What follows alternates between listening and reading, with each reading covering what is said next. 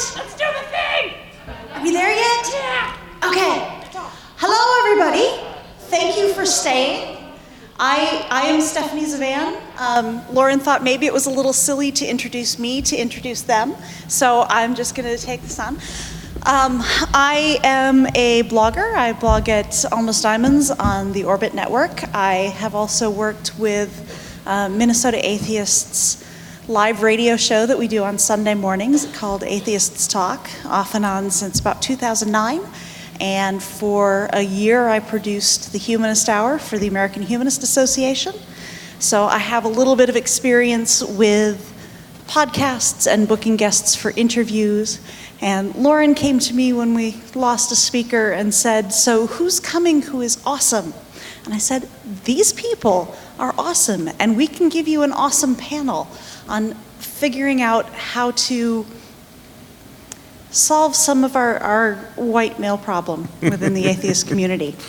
I am going to ask my panelists to introduce themselves, tell me a little bit about how they got into podcasting and all of the many, many, many things that they are working on these days.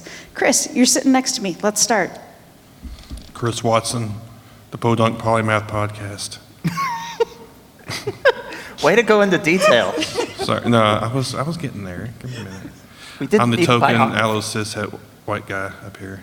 I don't know why I'm here, but anyway, I started about a year ago, and I just was trying to do more of kind of a social justice-oriented podcast with a focus on trying to get more white dudes, basically. So there's other stuff I do, but that's the main focus, secular and SJW stuff. So I'm the less important, just listening to. All right, Maddy. Maddy Love. I do a Minnesota Trans Atheist podcast. I also do Atheist Talk on Sunday morning at AM 950 KTNF, the progressive voice of Minnesota. We have a lot of fun. We don't really aim for diversity, I guess, on Atheist Talk. We just try to find really cool, awesome guests, and we don't really care about their background. But for my own show, while some of my atheist stuff, I don't care about the diversity. When I do the trans stuff, that's where I really try to get people who have a trans perspective, because for some reason I focus on transgender issues. I forgot what the question was even, other than hi, How did you I'm Maddy. get into podcasting? How did I get into podcasting? Because I loved podcast, and Chris Hardwick from Nerdist said, "Hey, all you need is a laptop and a mic," and I believed him. He was wrong. It's not that much more, but so I love podcasts, and I thought, I always wanted to be on the radio, and I didn't know it was going to be on Atheist Talk ever. That was just awesome. That came out later, but it just gave me an opportunity to share my voice, and it was free, and I could do it all by myself. Not really free, but I tried it anyway. So I think I answered your question, maybe. I think you did. Okay, cool. Marissa. Hi, I am Marissa Alexa McCool, and I have to say, first of all, as podcasters, this is really weird, because as a podcaster is a very isolating experience. We're usually in a room talking to ourselves, which has its connotations. But as they joked, if I ran through my entire bio, we would be out of time. But I host or co-host 6 podcasts. I just finished my 5th book, which is sent to the publisher. Will be coming out later this month. My other 4 are at the merch table out there. And I got into podcasting because first of all, YouTube is a cesspool, except for this channel. And I really found that through the medium of podcasting, I was better able to just focus on the content, especially in interviews, as opposed to worrying about what mannerisms am I making now? Am I looking at the camera too much? Am I not looking at it enough? What does the other person look like? So I feel like podcasting is an experience that allows you to get better enveloped with what's being said. So that's why I got into it, and for some reason people think I'm good at it. You are good at it. No. Yeah. So we mentioned the white male problem in atheism. The problem, for those who don't really know what I'm talking about, is not that white men are involved in atheism. Definitely not. The problem is that white male voices have tended to dominate atheism, particularly since 4 of those guys got together and decided to call themselves the Four Horsemen. So it's been, an issue for a good decade or more in particular. Do any of you have, we have at least, one white male atheist up here, but so your answer might be a little different. Do you feel like the big names in atheism represent your interests? Me? Well, all of you. Oh. You can go first if you want to. Absolutely. Let's face it, white dudes are the main focus group, like, for the last 2,000 years or something. So, yeah, definitely it's been a main focus, I think, especially if you focus more on the atheist-related podcasts. Of course, there's been a bit of a rift, so the hardcore atheist ones tend to be more male-oriented, but there is a flavor, including these two infinitely more talented people who are more social justice related and more concerned with diversity. So Maddy, when you listen to the big name atheist voices, do you feel represented? Yes and no. Like, a lot of the arguments are still valid. Like, okay, your arguments for why God does or doesn't exist, that's still valid. But it's like, I don't remember who first coined the phrase, but it's like, congratulations, you got the easy question right. Like, okay, God doesn't exist. Yeah, okay, we can all agree on that. Now what do we believe in?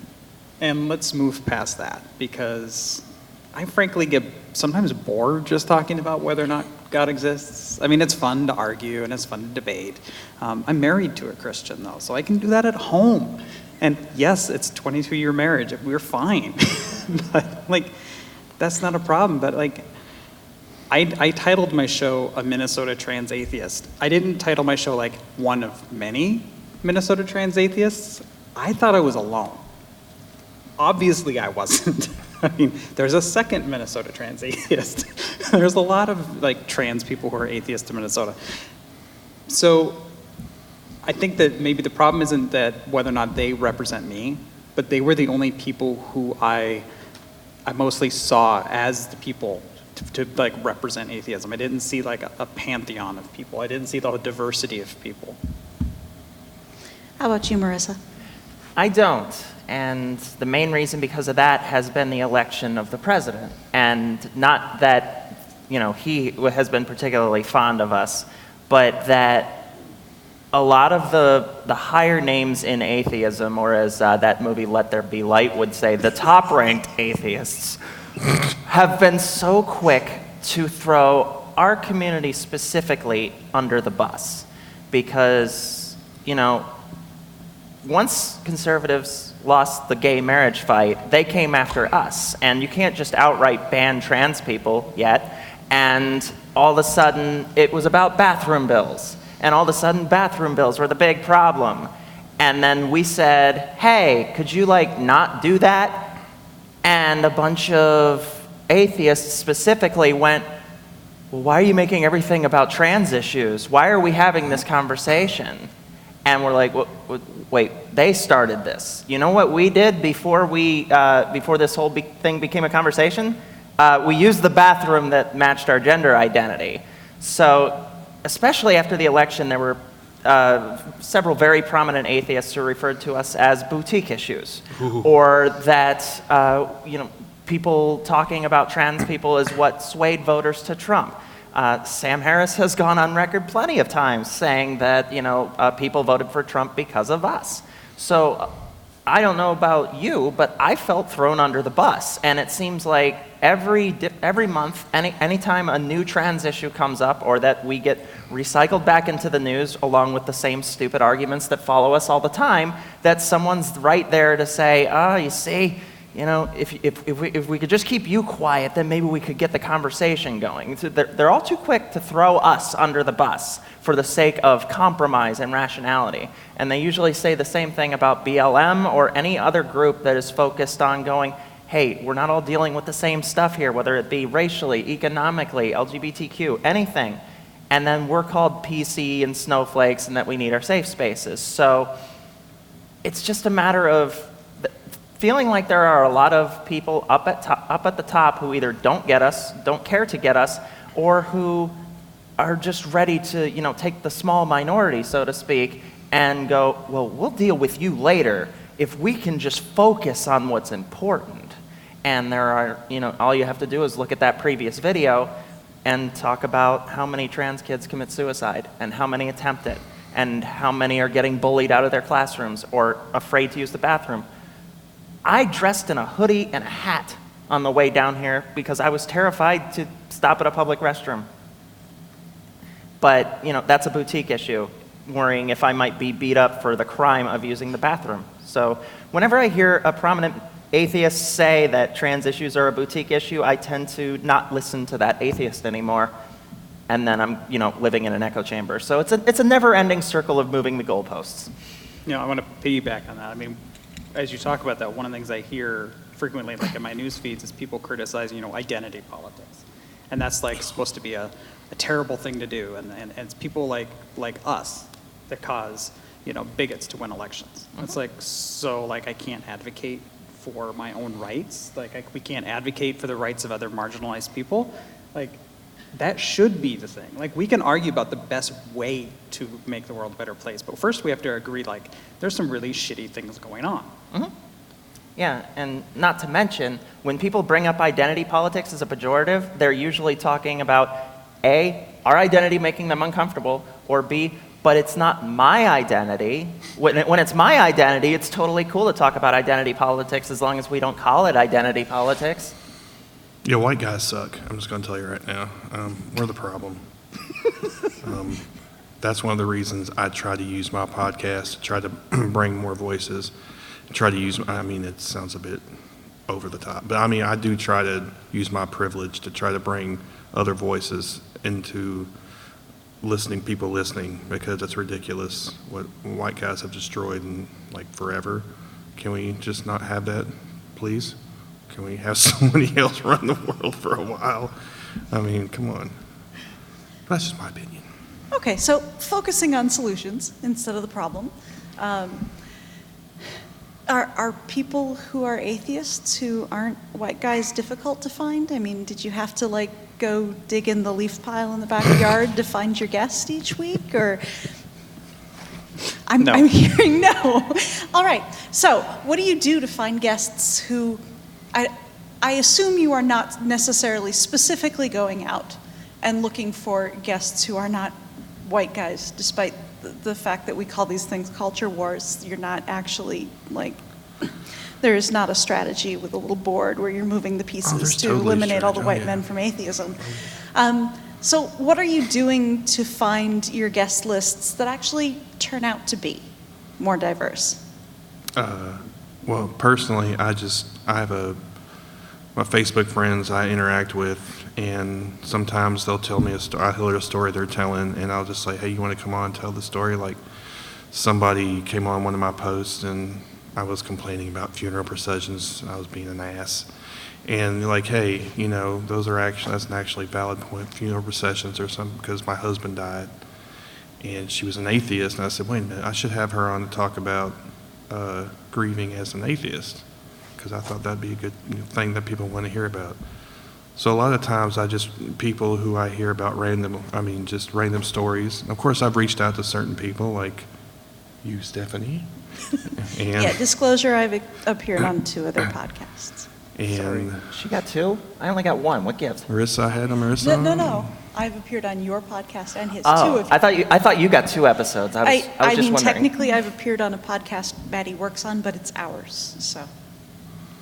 So that's what I do. I don't go out. It's not like you have to go out, especially in a social media environment. There's 1 billion people on Facebook. It's not difficult to find not white dudes. Come on. Sam What you're Harris. saying is you are friends with people who are not white dudes. Yeah. Okay. Yes. And I don't go out of my way to do that, incidentally. I've always been somebody who likes to have a diversity of opinion.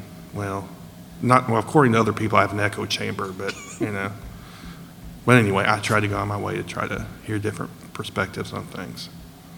Try to challenge myself. So Maddy, I think for your Trans Atheist podcast, what drives you is a little bit different in terms of how you end up with guests. Part of the, been doing this show since October 2013, and I've only put out 42 episodes. So I'm not putting out weekly content like everybody else, or even like multi-podcast episodes. I have no idea what you're talking about. I put out stuff like once every other month, but no, I mean, my problem is I have more guests that I want to have on the show than I allot myself time to produce shows. All I have to do is like I'm looking at the speaker list for just Skepticon. I'm like, God, I could do a year's worth of shows just with the guest lists, from here. It's not that difficult to find people that aren't white males, that aren't just cishet, allocishet people that are in the atheism community. It's just not that hard. What I have found to be harder, though, is finding people that are atheists, that are skeptics, who are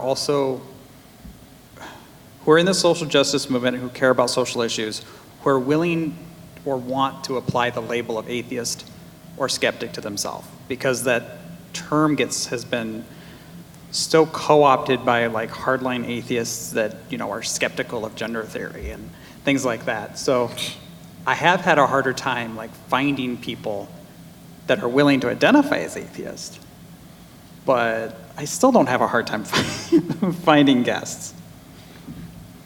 Marissa, where do you end up going for your guests? Honestly, going to places like this, or PastaCon, or ReasonCon, you end up running into a lot of people, and they're not always just like you. And I also think it's important to not just find guests from different backgrounds, but to get them to talk about things other than the fact that they are from different backgrounds. The last two conventions I've been at, there has been one trans person, and they are talking about being trans.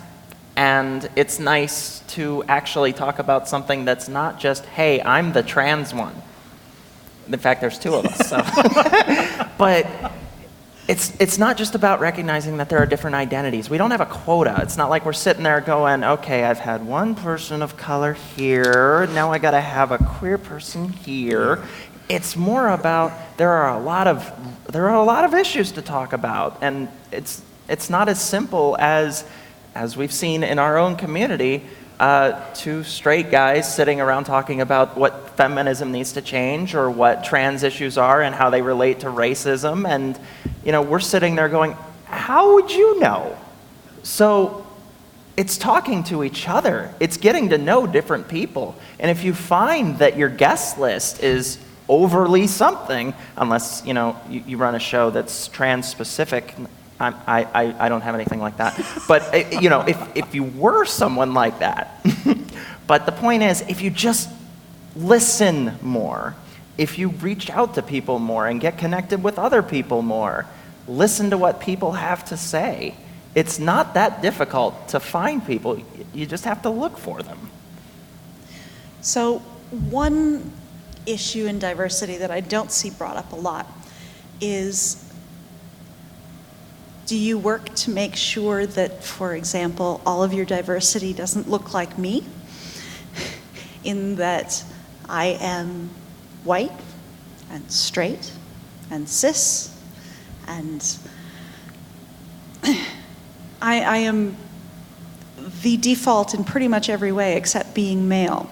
Because I know that when I was working particularly on the Humanist Hour, and when I was doing this for Atheist Talk, I could have a white woman on my show every week if I wanted to. So do you ever find that you have to actually work to not just be doing kind of a superficial, I guess, version of diversity? Considering the fact I'm like a white guy, anybody who comes on my show is pretty much diversity, okay? Let's see, I had Sincere Carabo on. Jessica Shah was on, who was up here earlier. Stephanie, of course, she's a white chick. No, I'm just kidding. Hina Data Boy has been one of the shows. I've tried to I don't do it on purpose necessarily, but I just find that it's kind of boring to talk about issues with somebody I already have so much in common with. One of the premises of doing my podcast is to learn different things. And if I have something I don't know about, then I want to learn about it. So by default, since I'm like a white guy, I want to learn from like other perspectives. And I did an episode on polyamory. I had like 5 different people on at one time. So, I mean, well, haha, yeah. But you know what I'm saying. I don't go out, it's not like I'm sitting there trying to fill a quota card or anything. Okay, I've had one black guy, one, trans person. Because Marissa was on one of my episodes when her book came out. Was it her first book? Probably. The PC Lie or whatever, yeah. I had her on, and it's not like I was sitting there, okay, I've had a trans woman on, check, I just want to learn different perspectives other than mine, which is literally just about everything else. So that's my take on it. I'm guilty. Like, when I look at even my own show and I think about it, I've had 2 trans women of color on. That's it. I mean, yeah, I've only done 42 episodes. That's pretty pathetic. The person who runs my show page and the network that I'm on, the Queer Life, Kaya is Thai, but it's not. As I think about it, I realize I need to do a better job, and it's not something I'm going to beat myself up over, but it's something I see that I need to correct. Need more white guys on there. That's the problem. No. I'm joking, obviously. Well, maybe one white guy. What one? This one? Yeah, Sure. that one. Except for his sweater. Okay, this is a jersey. Okay. In case you haven't figured it out, podcasts do occasionally get a little incestuous. Oh, yeah. Hey, you're a podcaster, come be on my podcast. So, Marissa, do you find yourself having to pay attention to that, or do you find that kind of your background process in terms of how you choose speakers creates more organic diversity? I feel like it's not because I just look for a person from a specific background to speak to. It's more finding an issue first and then saying, who would this matter to? Who would really want to speak about this? Because to some people on certain levels of privilege and certain identities, talking points in social justice or in other arenas are just that, talking points. They're just things that you can philosophically discuss and have devil's advocates and just make it an intellectual exercise. But I find it much more interesting to talk to somebody who is being affected by this one way or the other. So if I'm going to talk about stand-up comedy, I'm going to have Leanne Lord on, who I had just last night and will be on next week. So just the fact that it was like, okay, stand-up comedian, who do I know who is not only a stand-up comedian but might have something to say about what's going on? It stems more from trying to look at broader issues than specifically going, well, I need to find an X kind of person who is going to talk about this. Figure out what you're talking about first. Figure out what you think matters. Figure out what you think needs to be heard. And then find the voices who are already doing that.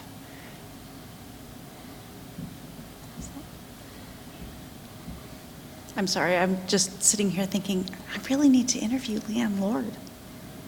I really do. Okay. Everybody should say that. Yes. So we've talked about basically organic diversity and paying attention. One of the things that I hear people kind of be concerned about when we're talking about any kind of interacting with diverse people is a fear of screwing it up. Have you made insensitive mistakes that you're willing to talk about and demonstrate to folks that you didn't die? Okay, I can recall one specific example. I had Sincere Carabo on, and in my ramble, I call it. But the part before the actual interview, I said he was, oh my God, I think I called him articulate. And I'm like, oh my God, what the fuck did I just say? And honestly, I wasn't thinking at the time because, I mean, if you listen to his writing is amazing. And yes, I at the time, I'm like, well, he's articulate. But then I realized, okay, I know the kind of baggage that goes along with that phraseology. So I made an effort to try not to make that mistake again. But yeah, I do try, but I screw up. You know, obviously, from my position of privilege, I have to be extra aware of these sort of things. But, you know, yeah, I've screwed up. I probably more than once, and that's just the one that comes to mind off the top of my head. But if anybody else all 5 people who listen to my podcast can tell me anything I've screwed up, I'm willing to hear it and correct it. My biggest mess up is in the past, when before I understood how much privilege I had just being white, and before I really grasped just the systemic racism. The idea that I used to make the joke like, well, you know, I don't see, or it wasn't a joke. I was saying, oh, I don't see race. You know, everybody's like, without understanding, like how ridiculously stupid that comment is, or that thought process. If you don't see race, you can't see your privilege. If you don't see race, you can't see and recognize the oppression. You can't do anything to fix the problem if you can't admit that there's a problem.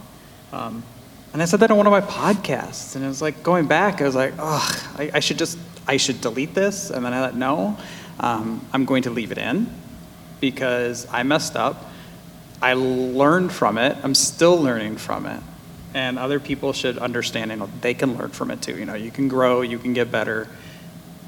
So that's probably like, I'm sure I've made lots of mistakes, and I'm sure in 5 years when I go back and listen to stuff I'm doing now, I'll just cringe at some of the stuff I say because, you know, I'm always learning. But As we learn that there are more and more different kinds of people, everybody has to learn at some point that everything isn't just based on what we grew up learning.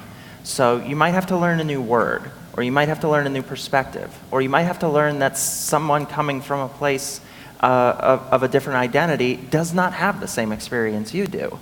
And I think that you and I represent an interesting quandary because, you know, we are trans women, but we are also white trans women. There are places we have privilege and places we do not, and then there are also places within our own community that we have a certain level of privilege that is important to recognize. So, you know, as being binary trans women, we have to look at the fact that non-binary identities tend to get erased, or that aro and ace identities tend to get erased. And it's about learning, and it's about hearing people when they talk to you. And I'm going to actually step in there because you 3 like had that conversation, but when we say ace and aro, we're talking about asexual and aromantic people. So one specifically is I run a trans-specific show. It's by only trans people. It's for trans people, but sometimes cis people listen because, I don't know, they hate themselves or something. But we had a trans man on who talked about having to go undercover and pretend to be their assigned gender at birth because they went to Africa. And specifically, they went to Nambia? Is that the name of the country? Namibia? Zambia? I'm sorry. Let's ask Donald Trump. Yeah, it's Zambia, I believe. I'm sorry. I'm terrible at geography. But the point is, we talked to them about their experience, about having to pretend to be someone else in order to go to Africa because that's a crime over there. And not thinking, I named the episode after a play on the lyrics of Toto's Africa. I remember that. Because it's an 80s song. Who cares, right? No. Well, someone who didn't hear the show because it was still on Patreon said, why do I have a feeling that that title is really racist? And I said, well, I certainly didn't intend it to be. Please tell me why. And what it came down to is, during the 80s, during the height of the HIV epidemic, you know, the community was being ravaged by HIV, and people were making money off of it. And then Toto writes a song about Africa and makes millions of dollars off of it. And it's like, is this a fight worth having? A name of an episode, especially after learning that information, it would have been really easy to go, you don't even listen to the show, who cares? But I thought that we as trans people try to tell people to hear us when you hear something different, to listen to us when we say we are who we are. If we're not willing to do that for other people, then we're being hypocritical. So that's just a silly little case where, just quoting a song that at the time I thought was harmless, it's like, no, that really did affect other people. And I chose to listen to that person because it wasn't important to be right. And it's important to be able to acknowledge when you're wrong and admit that you're flawed and admit that you're still learning. Most people who are willing to call you out on that, or at least, say this is problematic, can tell the difference between someone who wants to learn and who is willing to be open to criticism, as opposed to somebody who is malicious and combative. And I think it's just about that. It's about not arguing with people when they try to tell you that there's a problem. What she said. Yes, so much. Sorry. We could tell you stories from the last couple of months. We could do another entire panel on people digging in when they're told that they're wrong, but but that's gossip. It's kind of important gossip, but it's gossip. So are there topics that any of you feel that I haven't brought up that we really should when we're talking about diversifying atheist voices? You do not have to go in order. Oh, I'm sorry. Oh, well, in that case, it'll be a topic like during our workshop that Marissa and I are doing tomorrow morning too. And it's one of my passions about podcasting, and that is, if you want to podcast, get out there and podcast. Like, make your voice heard. It doesn't matter if there are 1,000 other podcasts. If you're a allosexual cishet white dude and you want to podcast. But it doesn't matter who you are. Yeah, it'd be a great podcast, like Chris's. Get out there and podcast. Make your voice heard. Or ask to be on my podcast. Maybe I'll have an opening and I'll get you in. You never asked me. Oh, sorry. yes. Hey, Chris, do you want to be on my podcast? Okay. Awesome.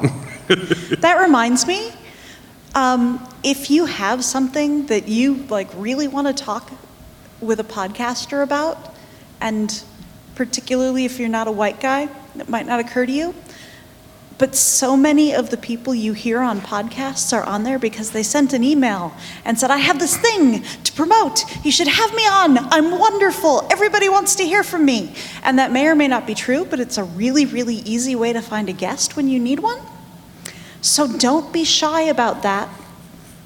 Do not turn yourself down before the podcaster gets a chance to. Especially the live radio atheist talk, where suddenly your guest, say Friday night, cancels on you, and you're like, well, we're going live Sunday morning, I need a guest.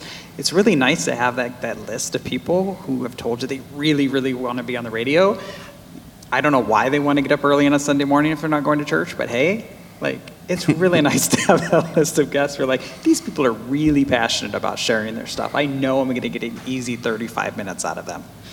Yeah, and it would be really nice if they're not all white guys. Yeah. Definitely. I Except for agree with Chris. that. Well, of course, I'm the token. I'm one of the good ones, Is that bad?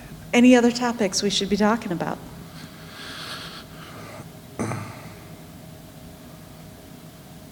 I think it's important, personally, I don't want to take the stage or anything, but I think it's important that we get as much diversity as far as, because we've been saying a lot about atheism, but I wonder if maybe we should not be concentrating more on secular humanism as a general rule.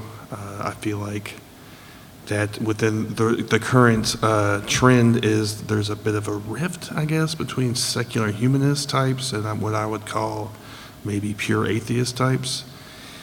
And like Maddy said, you can only talk about that for so long. Yeah, okay, there's no God, now what?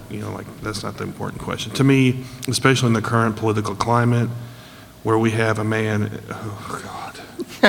I'm not even, y'all already know, so I'm not going to get too far into that, but people are in danger, literally fearing for their, we have Nazis in the street, okay? So we need to concentrate more on what we can do about that. And I think social justice, secular humanism, ways we can come together instead of trying to break people apart, I think that's what we need to be concentrating on. And to be quite frank with you, I'm kind of sick of hearing these atheists, hardcore atheist types telling us to shut up, because you need to shut the fuck up. We need to get stuff done. Okay, that's just my opinion. So. How about you, Marissa? Anything you want to bring up that we haven't talked about so far? Not particularly. I spend a lot more time listening, doing this type of show that I do, than I do talking. So just listening to the two of you and your perspectives has been very fascinating to me. And actually, I have a question specifically for you. You want to tell us a little bit about the Trans Podcasting Network, because you're doing something specifically to boost podcasters who themselves are more diverse. Well, Callie Wright and I, who's one of my best friends in the world and a fellow trans woman, we were joking around one day that we should start our own media network with blackjack and hookers.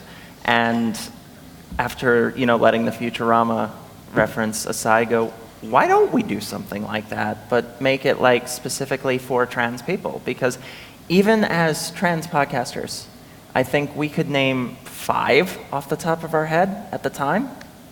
And it's a group that has a visibility problem, because not just with the mental illness effects of dealing with the suicide rates and the bullying and not wanting to be seen and the economic issues and everything that surrounds what it is to be a trans person. We looked at each other and said, as two relatively well-off trans people, we should be trying to help others get that platform. We should be doing what we can to try to bring other voices into the conversation.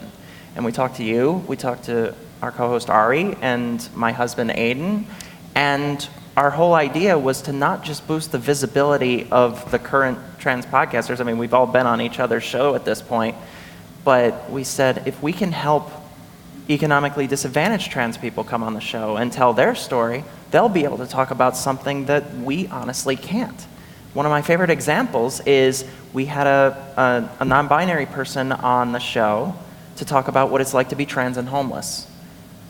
I will never have that experience, knock on wood, but I haven't to this point.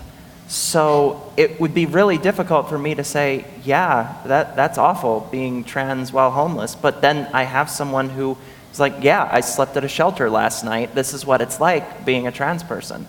There's this whole community within a community, and there's a whole different set of problems. Intersectionality often gets thrown around as kind of a buzzword or a word that means, that we're too divisive.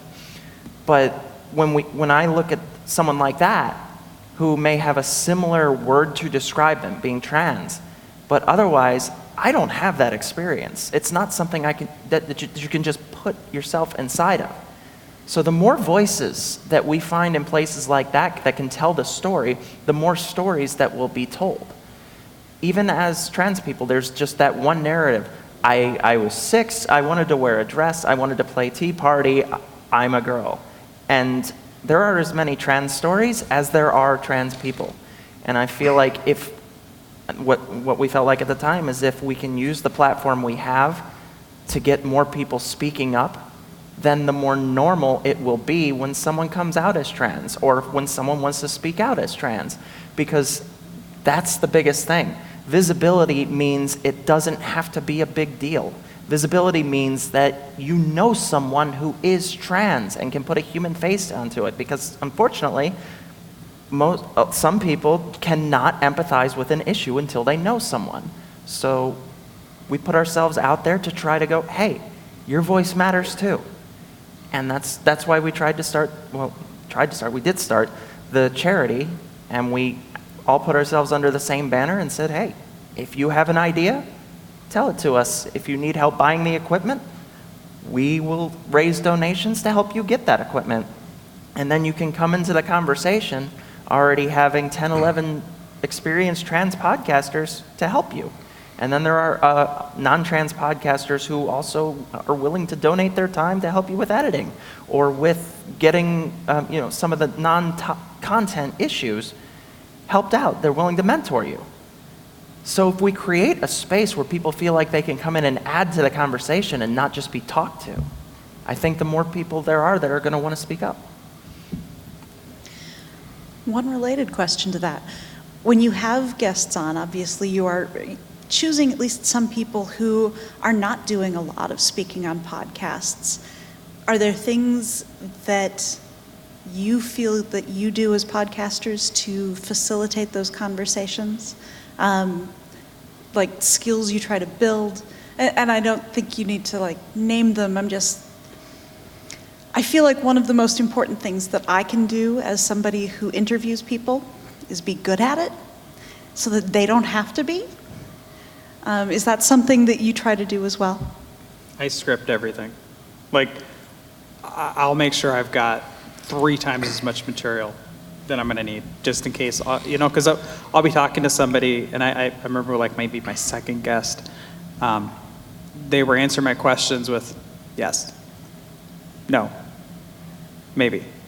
It's like, okay, well, we are live. We just finished the first segment, and I'm out of questions. And thankfully, just with it being just my second time on the radio, I had somebody with me, Mike Harbrick, a great guy, who was able to help me, work through, and we did just fine.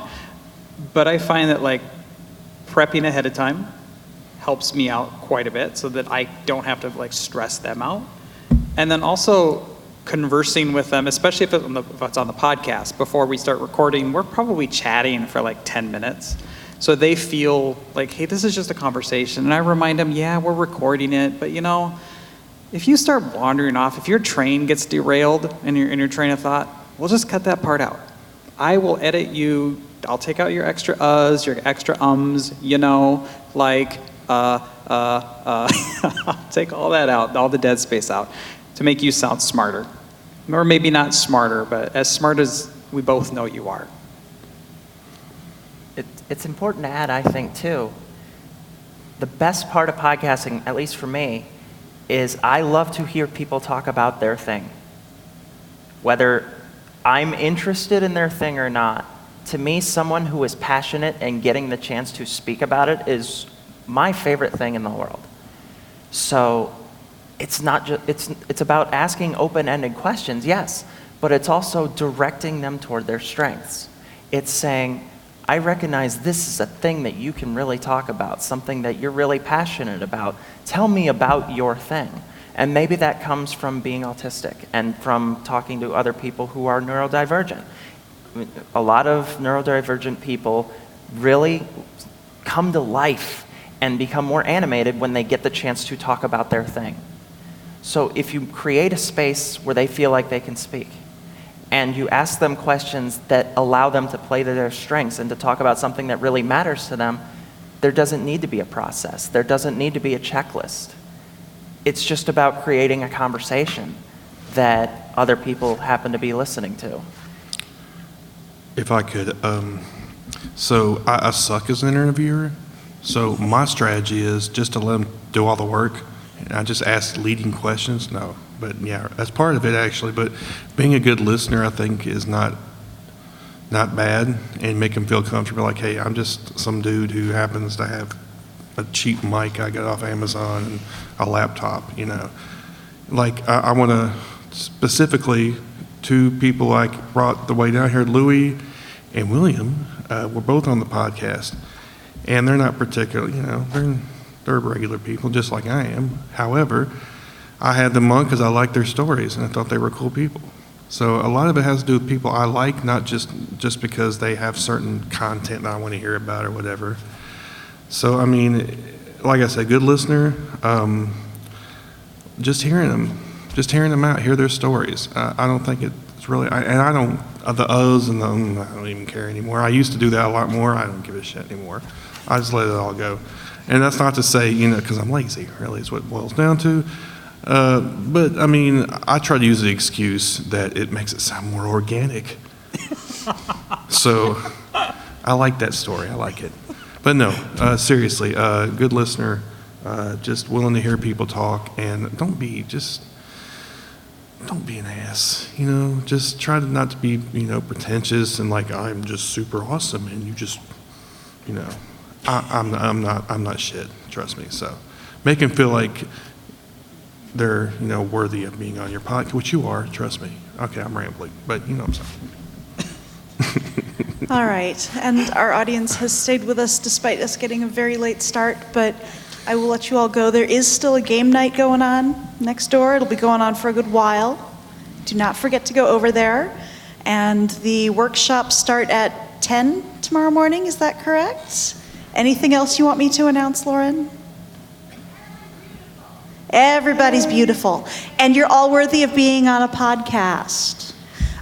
So, as we wrap up, again, remind people where they can find you, and maybe where they can find you to tell you why they should be on your show.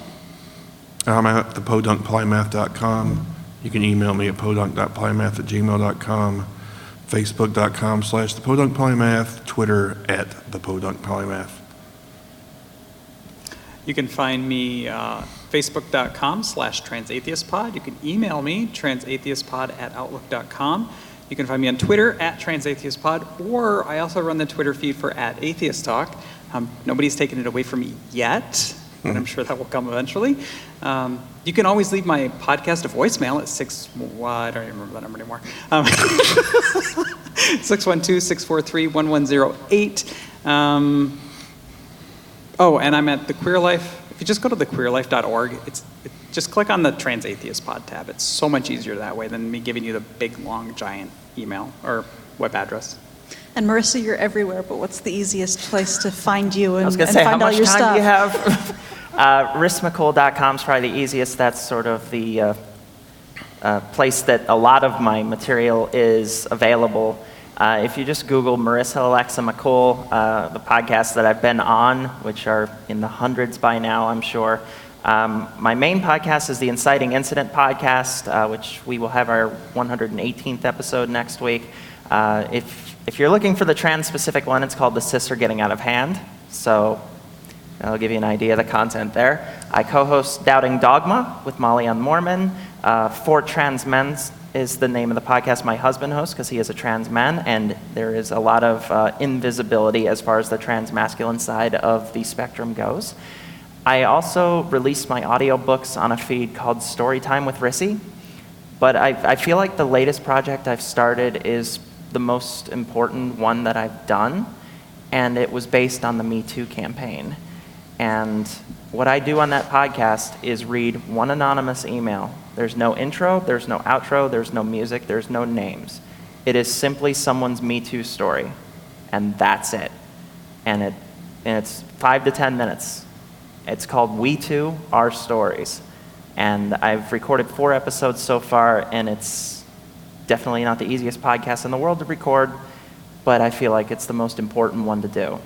And of course, like I said, my books are out there, and they're on Amazon, my website, all that good stuff. My newest book is available for pre-order, and just Google my name. I'm on a lot of things. I can't even remember which podcast I've been on and which one I haven't. So.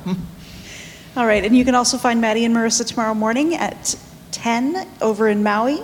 First of the rooms for, we're not actually sending you guys to Maui, I'm sorry.